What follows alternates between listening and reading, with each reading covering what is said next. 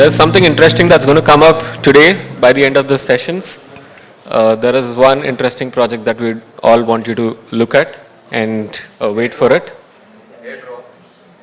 Yes, possibly. That might also happen. So yeah, that's one surprise that you guys will get to know about towards the end of today's session. Yeah, we'll keep you guessing until then. Good afternoon, everybody. Hopefully everybody's doing good. It's always a bit difficult later in the afternoon because people need to refill from coffee. I'm going to be spending, let's say, the next 20, 25 minutes with you. And during these 25 minutes, I'll try to give, appreciation to a topic which probably might interest some of you. It's the topic about making money. I guess some of you maybe are here to make money, or you want to make money. So when I talk to Richa, she says, okay, George, what topics do you do? I give them a list of about 10 or 15 topics. And somehow when I got to this one, she says, oh, that's what people want to hear about. So I said, okay. I put together a bunch of slides. I was updating them while people were still talking. And this is the summary of that discussion. Some of the elements of what I'm presenting have already been partially presented from people before me. So I will not spend a lot of time on those, but I'll highlight at least the key elements that are part of that discussion. So let me go through. My name is George, not Jorge, but George or Jorge or Giorgio, whatever you prefer is fine, okay with me. I've been in IT for about 35 years, 22 in cyber, 12 in AI, 7 in blockchain. So I'm a technologist. My job, when people ask me what do, I said, I do magic. I take something called software, and software makes business. So it helps people bring solutions or make money with those. A few years ago, we started something called the GBO, Global Blockchain Organization in Oslo. And this organization was primarily focused on helping governments or large enterprises implement blockchain in a practical way. A little bit what Dr. Marwan does with the Blockchain Center here in Dubai, we just do it on a slightly wider scope. Now, why is blockchain an important topic? Blockchain has become quite important because it brought a lot of brains and a lot of intellectual capital into this domain. Of course, a lot of funding as well. So when you have those elements coming together, it's important to have the responsibility of actually doing something good with it. So the blockchain space is really trying to solve a lot of problems. Can blockchain solve all the problems of the world? Probably not. But in a creative way, blockchain can really help a lot of problems that we've been trying to solve for a long time, and some of those are actually quite complex. Too fast. So one of the things that is interesting about blockchain as a technology is that blockchain is a technology of disruption. It's a technology that changes the status quo. It changes many elements of things that we have not been able to fix before. Decentralization is one of them. Transfer of value between people or individuals without a centralized authority. You may think it's a very trivial thing, but no, it's actually quite a complex thing to do. Because my background of cybersecurity, when I came to blockchain, it was quite natural. Because what they did is they took a lot of the protocols in cybersecurity and they packaged them in a very unique and creative way. And this is what created that disruption. But disruption is also about speed. And what I mean by speed is about speed of adoption. So if today you have a startup and you're trying to do something, and you go to your investors and say, oh, it's going to take me 3 years to do it, they'll run away from you. So today, most projects, or you can call it MVPs or startups, have to produce something in 3 to 6 months. So people today want to show at what speed you can actually change the problems or solve the problems of the world. So blockchain is actually trying to solve actually a very basic problem. It's a problem of trust. So having worked in IT and internet for quite a number of years, trust has never really been built into the internet. It was always added on as an extra layer. For example, one of my earlier good friends, his name is Dr. Tahir El-Gamal. We worked together for a number of years. He actually created the Gamal Exchange, which is actually used in a Netscape browser. That's how Netscape went from HTTP to HTTPS. Now, did this allow you to enable e-commerce? Yes, the early days of e-commerce. But today, if you want to transfer billions of dollars or do something a little bit more innovative, then you need something a little bit more powerful and much more solid. So 4 key elements. It's a ledger, so it keeps track. It uses a lot of cybersecurity. The probably most important element is consensus, means how do you know that a transaction is valid and gets committed? And one of the most interesting technologies built into that was with blockchain 2.0, with Ethereum, about 5 years after Bitcoin was introduced, and is the power of smart contracts. And I'll try to highlight at least one case where smart contracts really saves a lot of money for business. So I came here to talk to you about money and how you make money with blockchain. Now, I'm going to try to highlight some of those key elements, and you can pick from that list the ones that would be dear to your heart or the ones that you can think that you fit or will be useful to you. So you can create your own blockchain. It might sound like something very complicated, but it's not. Many people have done what's called a fork of a blockchain, because most of the blockchain today is open source. So what you can do is you can take what somebody else done and you launch your own blockchain. It takes about a week or so. It's not really a very complicated effort. But the problem is not the technology.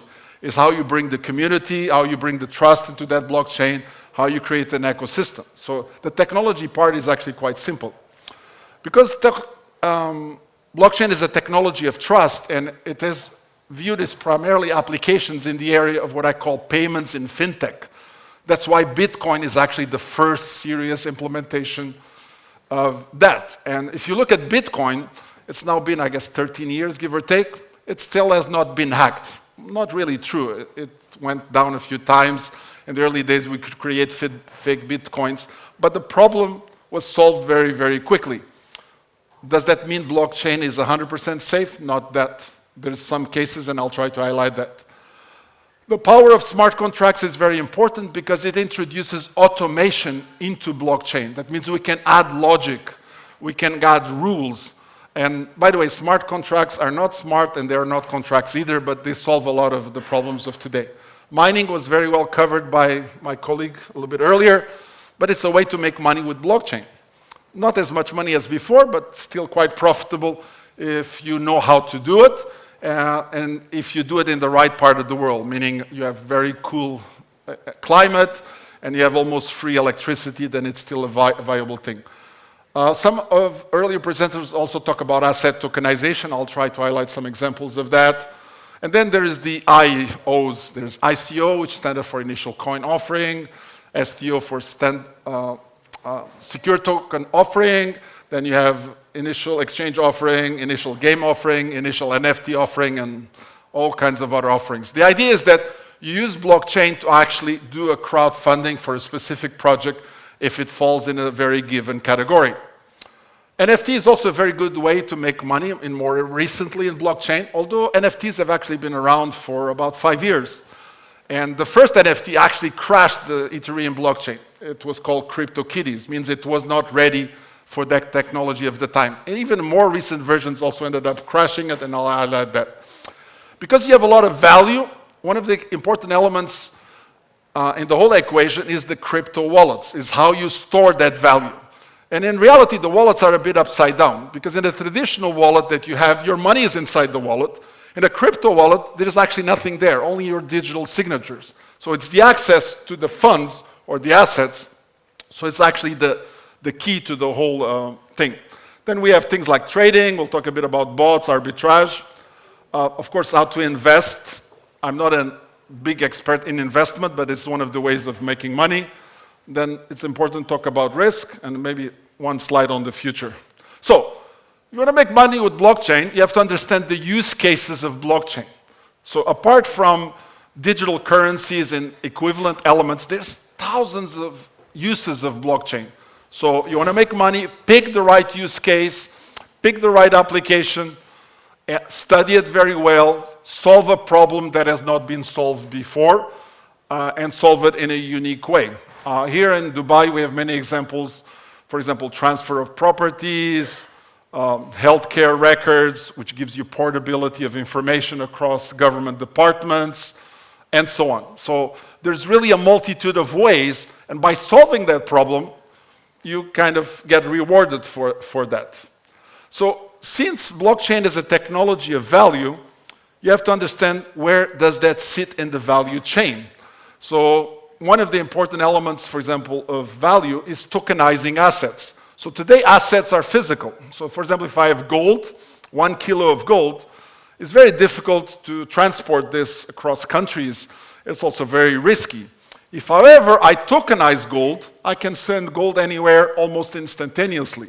Obviously, the steps of doing that require some structure to it, and I'll highlight how tokenization actually takes place. And there's a multitude of technologies around blockchain. Most people think Bitcoin is actually the most popular coin in the blockchain space. No, it's not. It's actually a stable coin called USDT, which was created by a good friend called Brock Pierce, which is actually originally an actor.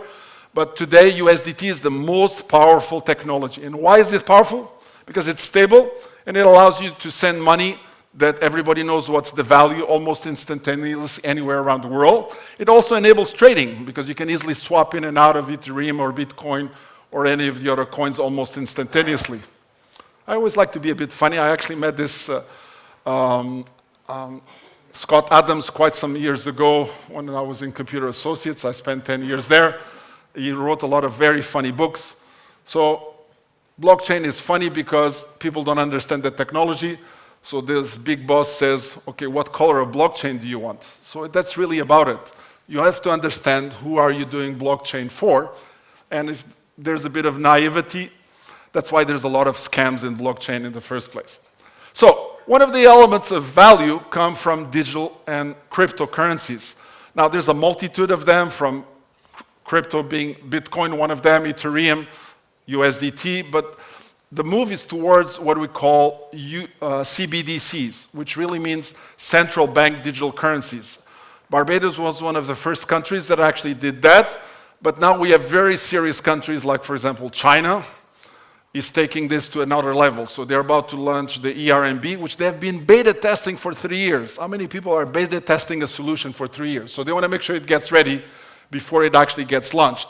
And we have a whole bunch of middle coins somewhere in between. But the idea is what we're trying to do is to digitize or electronize the things that we actually do in paper. So imagine you press a button, you can generate new money. You can send money, you can receive money, you can exchange between different parties at the speed of light.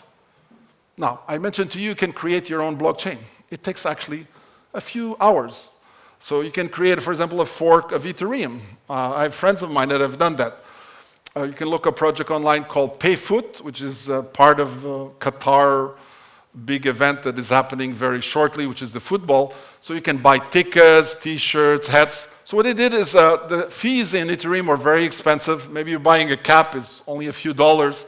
So if you're paying $75 in fees to buy that, it was not practical. So they took Ethereum, they created a fork of Ethereum, and then they launched their entire solution around that fork. So that really means you can easily create your own blockchain. Binance has done that. That's what Binance Smart Chain is. It's a fork of Ethereum, which has much lower transaction fees and actually has higher processing speeds as well. And there's a multitude of other options as you go through. Because everything is open source, it makes you quite easy to do that. The second element that blockchain plays an important role is in the fintech industry. As you know, we have a very vibrant fintech industry in Dubai and the GCC as a whole. Bahrain has got a fintech bay as well that helps, through the sandbox, generate all kinds of solutions worldwide. So blockchain is the center of that, but it is not the only element that enables fintech to actually be successful. There's a whole bunch of other solutions that, combined with blockchain, make this end-to-end solution. And I talked to some people, one of them is like a full stack development. So when you create a blockchain project, you say it's blockchain. No, blockchain is only 5% of the project. Everything else is full stack development. So blockchain is a very small element. So that means you need social media, mobile platform, cloud technology, Internet of Things. So you do things like NFC payments or QR code payments. And of course, never forget the user. The most important element is who you're trying to serve. And let me give you an example. What is the most successful organization in the virtual bank fintech world today is Revolut. Revolut has millions of customers, is worth billions of dollars, but they have focused on the customer. So they own the customers and they own the GUI. In 14 clicks, you can do your first electronic transfer. Very few solutions today enable such amount of user friendliness or such amount of speed. So you want to make money in this space, focus on this area. But it's not as easy as it looks because you have to deal with connectivity. If you're not connectivity, payments don't go through. You have to deal with regulation. You know, regulation is a complex maze, so you have to decide on which jurisdiction to do it. Do you do it in the Middle East? And if you do it in Bahrain, maybe it's not supported in Dubai or UAE and so on. If you do it in Europe, it's a little bit more harmonized, but not as easy. Also, don't forget the user and always measure the impact. And as I say, payments are very important. Imagine, you want to buy an island in Dubai. You just send a few bitcoins, job is done. Was this able to do before? Otherwise, you would have to carry massive amounts of cash or open a bank account that can actually hold such power. So today, you have a completely different way of doing business. Now, if you're the salesperson that gets the commission for this real estate deal, it's not bad. Business and smart contracts. This is a very important element. So contracts that are used in business are very complex because there's lots of rules in them. So blockchain has got an element called smart contracts that enables you to automate this. And I call it just the savings originated by smart contracts. So the best way is to give you a real example. The largest telecom organization in the world, I won't give you the name, but you can figure out by yourself, is running over 50 telco operations. They have thousands of contracts with suppliers, buying cellular towers, batteries, servers, storage systems, mobile phones. By implementing smart contracts, which was done by a local company here, Chris is not here today, but if he was, I'm sure you'd be smiling. This organization is saving over $400 million a year by using smart contracts, simply by digitalizing the relationship between themselves and their suppliers, and any kind of adjustment transaction that happens in between. So this gives you an idea of potential implementations of this technology in your specific business. Maybe you're doing trade finance, maybe you're doing real estate, maybe you're doing shipping or any others. Mining. A guy covered this a lot, so I will not spend too much time on it, but I can say the first mining of Bitcoin was actually done on a laptop. So we have come a long way since then. We had the smart cards that the people from gaming were not too happy because they raised the price of these cards by a factor of 4, and they were used primarily for mining Ethereum. But eventually we went from something that was kind of artisanal and done at home to something that was done in an industrial scale. So if you want to get into mining today, if you don't know what you're doing, it's a very risky business because you need to be very efficient. So if cost of producing bitcoins is not in the area of something like $3,000 to $4,000 a bitcoin, that means you cannot succeed in this business. And this business is also about to change because we're moving from one element which is called proof of work that is generated by using a lot of computing power to something called proof of stake, which means you are actually using money to validate the transactions that will be going through those nodes. So that means it's much lighter. It can be done on much lighter machines, but guess what? You can even make more money without necessarily using a lot of electricity and a lot of power. But don't worry, this is only 2 consensus mechanisms. Today there's over 100 consensus mechanisms. The idea is to produce a large amount of transactions very cheaply and very efficiently in a decentralized way. Other ideas to make money, asset tokenization. Assets are illiquid. Assets move very slowly, and assets are difficult sometimes to participate in to get value from them. So let me give you a few examples. Real estate, art, gold, commodities, and so on. So what we're doing is we're making something that is very physical, and we make it digital. That means if you want to buy a kilo of gold, I can send you a kilo of gold or its equivalent almost instantaneously. I can do the same thing with a real estate building, or a small fraction of that real estate building, or a small fraction of the Mona Lisa painting, or so on. Now, what is the advantage of this of the people that use this technology and invest in it? It means if the Mona Lisa doubles in price and you invested $1, you get $2. So you get the benefits of that. If you're in real estate, you get actually two benefits. You get the benefit of the real estate going up, but you also get the benefit of the operational side of real estate. So imagine you're running hotels, you're running apartment rentals, and so on. You're running shopping centers, just to give you an idea.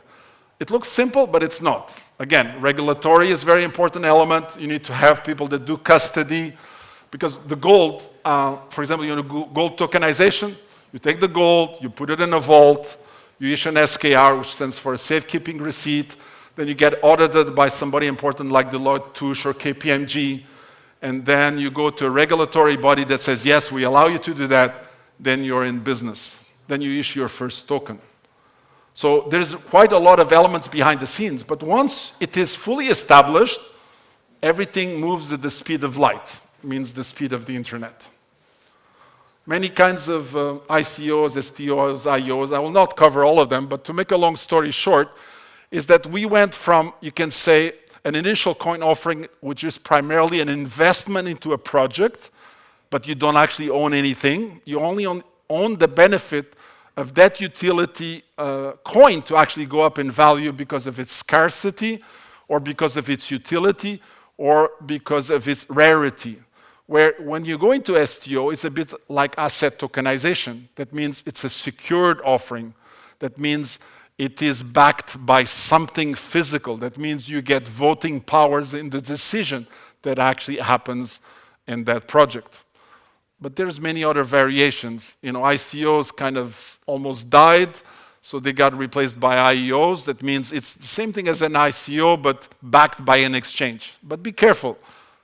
Why are exchanges doing this so nicely to you? Maybe they make a lot more money than you do when you launch such an offering. So you have to understand the cost structures associated with doing those launches so that the exchange does not partake with the biggest part of the funds that have actually been raised. And this has happened in a lot of cases. I've had friends that did IEO, they raised $1.5 million, and almost half of that went to the exchange. You want 10, 15, 20% is fair, but anything more than that is not good. But we have a whole bunch of more interesting things to go. The next panel is about gaming. So we have something called initial game offering. So we have a whole bunch of platforms that are actually launching games. That means you have the game itself, plus you have tokens associated with the game, you have the assets that are actually used in the game, and you can intermix all of this in a useful way.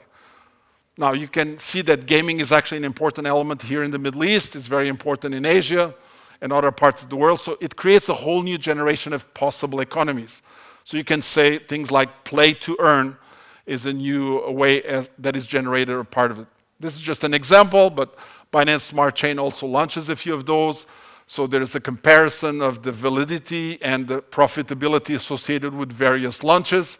So basically, they take something that would normally take you a year to do, and you can now do it in several weeks, as long as all the elements are required. It means your game needs to exist, you need to have a community, so you need to have all the elements for the game to actually be successful. So you have to use things like social media to make your game popular, things like, for example, game guilds to get people to onboard into your games, and use a whole bunch of other social platforms as well. A few of the previous presenters also covered this, which is called non-fungible tokens. I'll make a very long story very short. Fungible tokens all have the same price. So one Bitcoin is undifferentiated from another one, so they all have the same price. Fungible tokens means everything is unique. So some fungible tokens can be used to make money, other ones not. Let me give you an example of each. For example, a non-fungible token could be the certification of your university degree or your driver's license or your passport. So it is primarily utility is identity management or certification that you have a job or you have the right qualifications to do a specific job. So that one is primarily a utility NFT.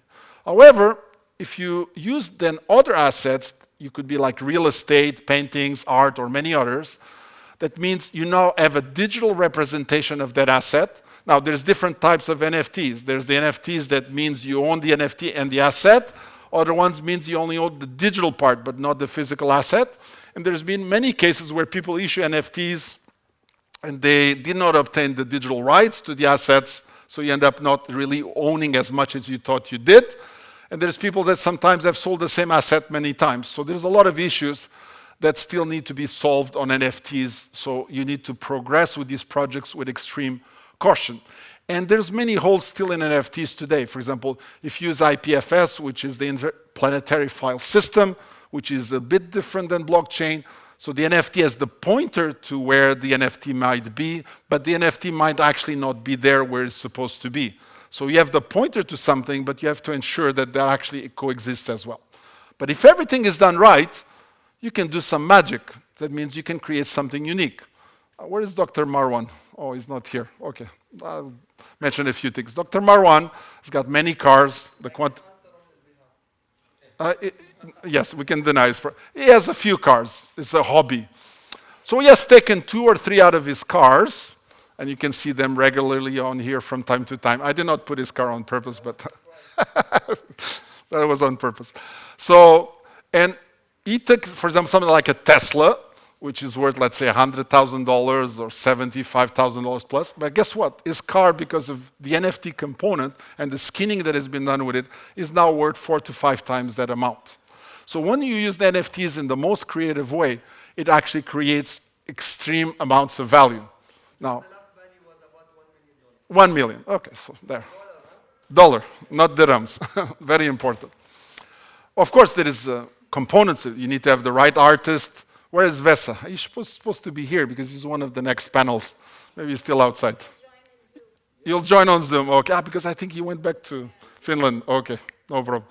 But anyway, you'll get to see Vesa. Vesa was instrumental to that. But we have other NFT artists here. I saw at least 3 or 4.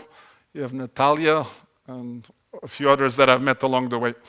So the point is that you're able to use NFTs in very creative worlds to actually create value in the assets that you have. But because they're NFTs, they represent the uniqueness of that value. Then you can trade it, you can exchange it, and you can transfer it back into normal payment systems like, for example, USDT. So you can actually buy coffee with it if you're required to do so. A few other important elements. Now I'm going to digress a little bit, but it's important. You have assets. You have lots of value. You have to make sure you protect that value. How you protect that value? Through wallets. There's many kinds of wallets, and not all wallets are the same. So you have things like hot wallets. These are typical the wallets that are in exchanges. If exchange gets hacked, your wallet is gone. So you have cold wallets, means these are wallets that are kind of stored in a hardware that is not permanently connected to the internet. So it's very difficult to hack. Not always, but you still have to be careful because they also have software, like firmware. So they're also hackable, but just much less hackable than typical ones. The only safe ones will be the ones under the ground, maybe a metal plate not connected to anything, but that's a top for not. Don't use paper too much because paper actually burns over time. Most people don't know that. So if you put a paper in a vault, maybe you come after 10 years and the paper is not there anymore because it kind of melts away. So, and so on. Other ways to make money. Trading. But trading, if you're trying to trade by yourself, you're going to need lots of coffee and lots of Coca-Cola and things like that, because guess what? It's a bit different than traditional stock trading. Traditional stock trading only works about 5 hours or 5 days a week, where blockchain works 365 days a year, 7 days a week, and 24 hours a day. So that means you're not going to sleep if you want to be very good at that. So that means if you're by yourself, forget it. You need to have a team. You need to have people that have knowledge, people that do research, and so on. But there's many technologies that can help you with that. One of them is trading bots. That means these are things that learn and kind of train on your behalf. But keep in mind that bots work sometimes, but not all the time. If you have driven a Tesla, I think you can understand what I mean by that. So it's marvelous until you hit the back of another truck. So that's kind of it. But in blockchain, hitting another truck means I think the term is called wrecked, means it's all gone forever. And I think we have had some examples of that quite recently.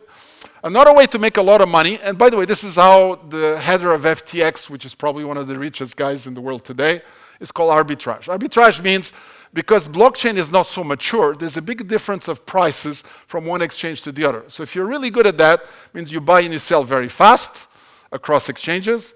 But if you're even smarter, you do it inside the same exchange. This is called triangular arbitrage.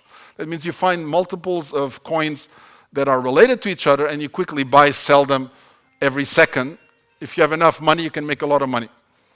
A few other important ways to make money, DeFi. DeFi is kind of a bank that is written in smart contract.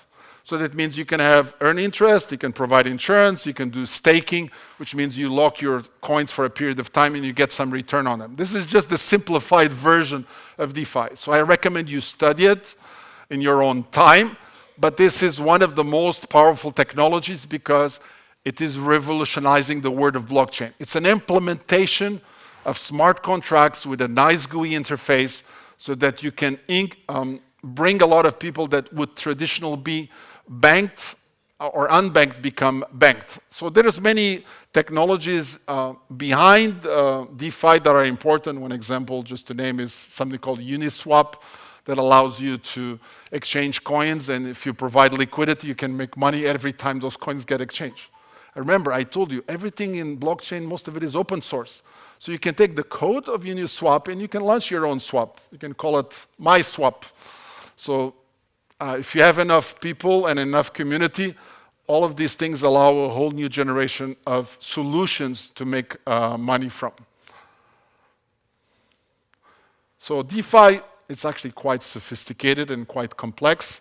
So you can make money on investing, you can make money on KYC or identity management, you can make money on liquidity providing, means you loan your money for the transactions to actually be performed.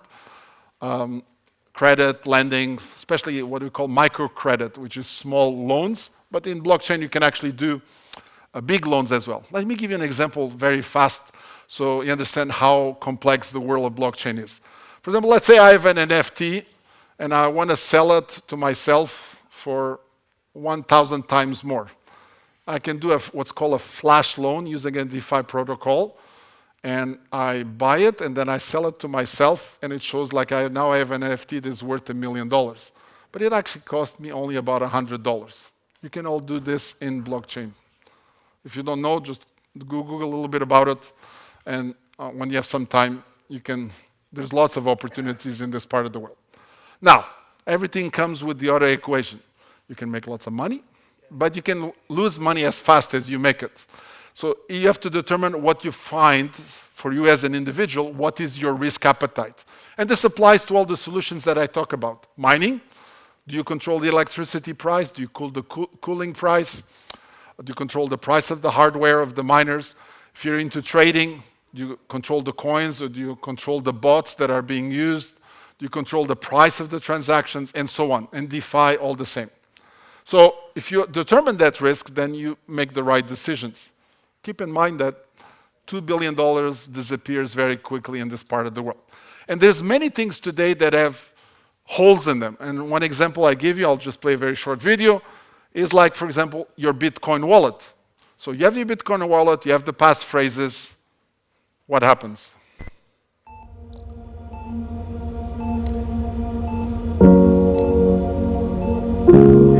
Sean! I'm here, Dad. I'm here. Hey. Life short. Yes, Dad. Life is short. Hey. Life short. Airport. Airport? Oh, God. I love you, Dad. Quiet! Life short. Airport. Tennis. Thunder. Are you writing this down? Daddy, look at me. Look at me. What's the last word? Wake up, buddy. It's only 11, Dad. Come on. Okay. I think this kind of sums it up for you. Okay. The future. That's why Richa is here. It's the Web 3.0. And the reason why I say it's the future, is the future there? Not quite. There's still a few kicks we need to figure out.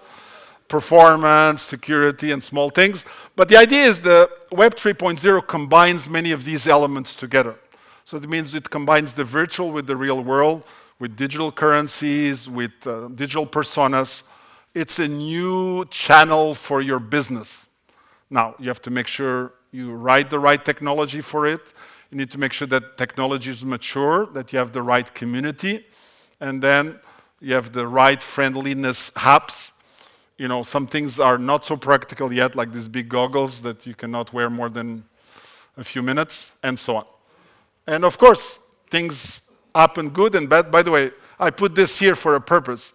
When they launched their metaverse on the Ethereum blockchain, it happened the same thing as CryptoKitties. The Ethereum kind of crashed because it could not handle such a large amount of transactions. I guess Bored Apes were extremely popular at the time, so as a result, they kind of looked at potentially creating their own chain. But the point is that the metaverse really combines all these technologies together, which means digital twin world, artificial intelligence, NFT, payments, and so on. So it brings you a whole new series of opportunities for you as creators, as innovators, to actually make money. Last element I find very important, we started something almost, 4.5, 5 years ago now, called EcoX, which is really 3 elements. And I call these 3 elements the most important elements to make a successful business. I call it money, brains, and contacts. MBC is like the TV station in Saudi Arabia. So money means the investment, the scalability to your business, the ramps for allow you to do the good creation and the good scalability. Brains is the idea, the people, the intellectual guys that actually create the solution for you. And then contacts is probably the most important element, which is the business element, which is the relationships, the business development effort, the ecosystem to actually succeed in business. So, the world looks good, everything is ahead, disruption is in front of you. And I'll leave you with one last set of words, which is back to Brock Pierce. Brock Pierce created a very interesting definition of what he calls the modern billionaire. And his definition is somebody who creates a solution that actually helps 1 billion people. So the question is, where is 1 billion people? We have 1 billion people in Africa, we have 1 billion people in India, we have 1 billion people in China, and we have 2 billion Muslims around the world, the largest one being Indonesia. So this is your target markets for the kind of solutions that you might be creating. And there's another 1 billion in the rest of the world. And this is my short presentation with you. Back to Richa. I hope you enjoyed. Looking forward.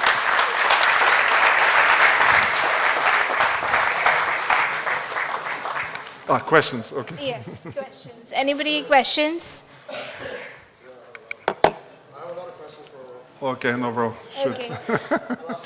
We can do this after, no, bro. Sure. There's good coffee outside. We have a question from him. Yeah, please. Yeah, you said that if you have 1 kilo of gold, instead of transferring it physically, you can digitalize it. Yes, correct. Still having the 1 kilo of gold, so how will transfer? Okay, that's a good point. So there's many ways to do it. So let's say you have 1 kilo of gold and you want to send it to X or your colleague, or you want to do a transaction with that person for that value. Today, you would have to either transport the gold yourself or you'll have to use a safekeeping organization that will actually transfer that gold for you. Because you cannot carry 1 kilo of gold through customs. It's not going to go very well. I think everybody has seen that a few times on the press. So today you can take that gold, you put it in what's called an acceptable vault. There's vaults all over the world. Most of these vaults tend to be in free zones. Free zones means they're kind of, I think the French word is called free-port. I don't know English what is the equivalent, but it's kind of a no man's land. So it means it's kind of not inside the country, but it's outside the country. So that means by being outside the country, then you issue a safekeeping receipt. That means that gold that is stored in that vault in a very safe way belongs to you or to that project. Then you can get another party like Deloitte Touche, KPMG, or one of the big ones to do an audit to make sure that it's real, it's there, the papers look good. Then you can go to a blockchain and you go to a jurisdiction, and then you issue the tokens that match the exact value of that gold. It's no different than USDT. USDT is just doing it with physical dollars, but now you're doing it with a commodity asset. And by the way, it does not have to be gold. It could be diamonds. It could be even oil for that matter. It's a commodity. The advantage of doing that is you can transact with that in a completely different way than you did before. Now I can send you the kilo of gold regardless of where you are. I don't longer have any borders problem. But who will be the trust authority?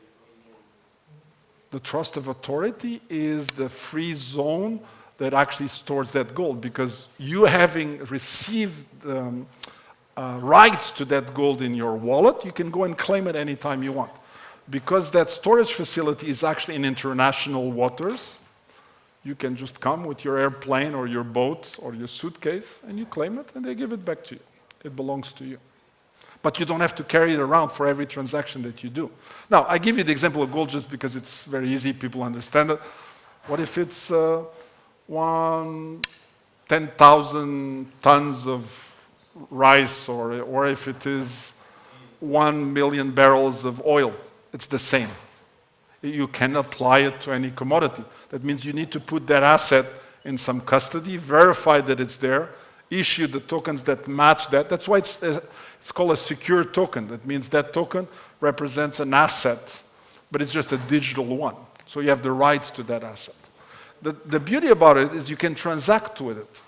You can take loans against it. You can use it as collateral to do other projects, and so on and so on and so on. So what you're doing is you're accelerating business at a pace that was not possible before. Does this work with real estate? It works with real estate as well. However, different kinds of assets have different levels of liquidity. Gold is very liquid, real estate is not. So real estate has got a much lower level of liquidity. And what it really means also, if you use gold, and the gold is LBMA and so on, maybe you can get 99% of the value of the gold plus an insurance and so on. If you have real estate, maybe you can get 50% or 75%. If you have things like, for example, rubies or other kinds of jewels, maybe you get 25%. But 25% is still a lot of money for assets that otherwise people would not transact with. Other questions? Yes, please. My question is that in near future, what is the use case you see that is going to disrupt blockchain technology? The use case that? Yeah, the future use case which is going to impact coming times. You mean in a good way or a bad way? Or? Use case that will disrupt the next wave of whatever we are doing. See, for me, blockchain is a tool. It's a technology. You are the one building that use case. If that use case has got a community, if that use case has got trust, if that use case has got lots of transactions going through, then you have a success use case. Now, on the minus side, blockchain, like every other technology, has got risks against them. And one of them is quantum computing. So that means blockchain is based on encryption, it's based on solid encryption technology, but powerful computers could make that technology less secure than it is today. So today people are already designing what's called quantum-resistant blockchain systems, so that they are kind of responding to potential future threats that are not here yet. So they're trying to create seat belts to potential accidents in the future. But the use case is really yours, and it can be as small or as big as you want. But if you ask me the biggest usage of blockchain today, I usually call it sometimes fintech for good, meaning you take the value of blockchain, it allows you to bring products and services to people that today are not part of the system. And the only thing they need to be part of the system is a mobile phone or even something very basic instrument. So that means you onboard them and almost overnight they're able to transact with their neighbors, they're able to send money abroad. Where before, maybe they were able to do it, but the cost of doing that would have been either a lot of time or a lot of transaction fees, so you're able to reduce that. One example, it's actually using the Bitcoin network, but using what's called the Lightning network. Today, if you do a tweet, somebody can actually tip you. And tip you means a microtransaction for sending you a few dollars to say thank you, I like your tweet. So if you are a social influencer, all of a sudden you live, let's say in the Philippines, and you receive $50 a week, maybe this is what feeds your family. So this is a game changer for some people around the world. I call this fintech for good, means you're trying to actually something that helps people get out of the situation that they were before. Thank you. We'll just wrap this up because everybody's online. Vesa is I'm online. available, so I'm easy yes. to you just Google. But thank you, George. I think one of the questions that I was asked every time when I came to Dubai from since October, that like, how do I make money with crypto? You know, how do I make money with blockchain? Like, because everybody here, like who's sitting, and probably a lot many outside, they're just doing regular jobs, like which is in companies, which probably we know of. And some of the most, I mean, that's the basic question. Everybody like, how are you making money, Richa? You left your job, because I used to work with a real estate private equity fund, which was one of the best from Singapore. But then I don't know how it just attracted me that I should do something with blockchain, and I did one course 4 years back. And since then till now, everybody keeps asking, like, how do we make money? Especially the ones who are like my colleagues, and they said that, you know, how are you leaving such a stable job? I mean, I was leading one of the co-working spaces and things like that. And I just realized one thing, that people don't know how to make money with this particular technology, which is disrupting our lives. And that's why I thought that George, you know, presents this whole idea of what are the different ways that blockchain is really helping us make money, which is now, you know, a simple idea is getting converted into companies, startups, which is getting funded, so on and so forth. And I really want to thank you, George, for making such a huge, deep content, which is really, I'm sure that everybody was really engaged to learn, and you were a great presenter. So thank you so much. Thank you.